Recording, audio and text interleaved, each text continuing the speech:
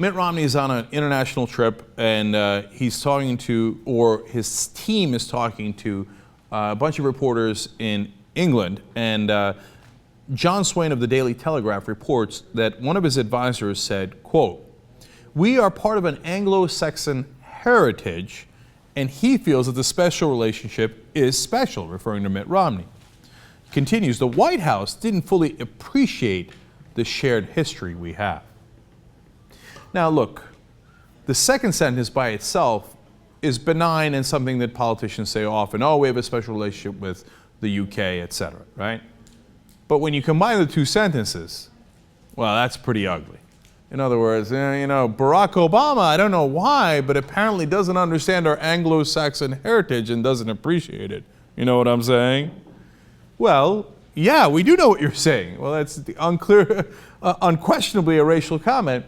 So now that they got caught with their hand in the cookie jar and the Telegraph actually wrote that, I guess they're used to the American press where they pre-approve the quotes. They're like, what? You didn't pre-approve our quote? Oh my God, this is outrageous.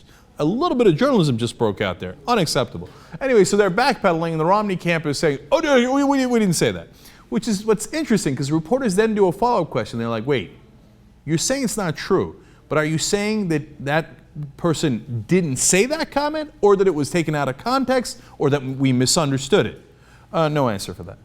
In other words, we haven't come up with a lie for that yet. We knew that we wanted to lie about this, we just didn't know how we wanted to lie about it. So they said it, okay? And the Telegraph is absolutely sticking with their story. And look, if it was one thing out of context, you might say, all right, look, is that really racial? Okay, the guy talks about Anglo-Saxon, they're in the UK, it's possible.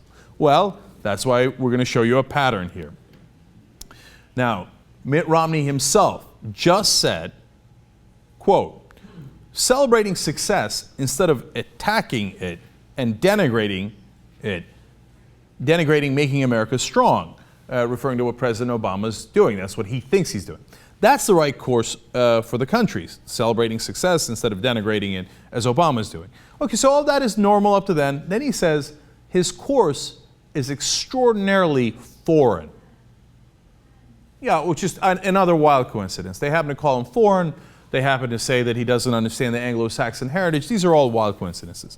But now, wait a minute. You remember last week when one of the top Romney advisors, John Sununu, went on television and said about President Obama, quote, he spent his early years in Hawaii smoking something, spent the next set of years in Indonesia, another set of years in Indonesia, and it goes on and on.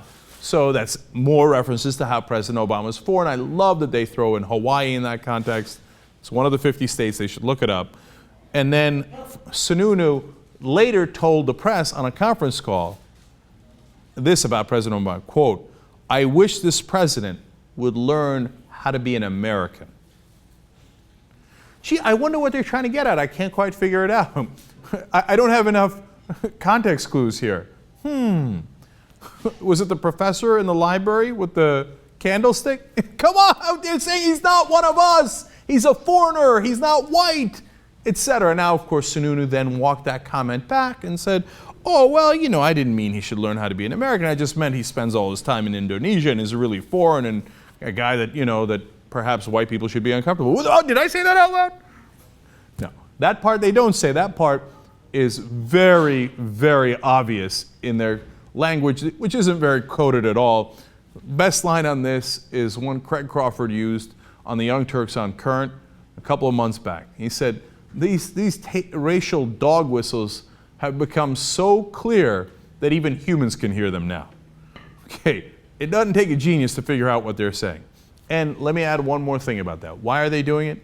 It's not just to get the racist vote. I think they've got that pretty much locked down. It's the idea that they want to go on the offense. They're tired of playing defense, and so on his taxes, on his offshore tax accounts, all that stuff, Romney's been playing defense. So they decided, hey, you know what? Let's throw some wild punches. Let's throw the racial angle in there. And then we're not playing defense on it anymore. All of a sudden we're playing offense, and he's going to have to explain how he's not one of us. And we'll say, what? We didn't quite exactly say that. That's how this dirty game is played.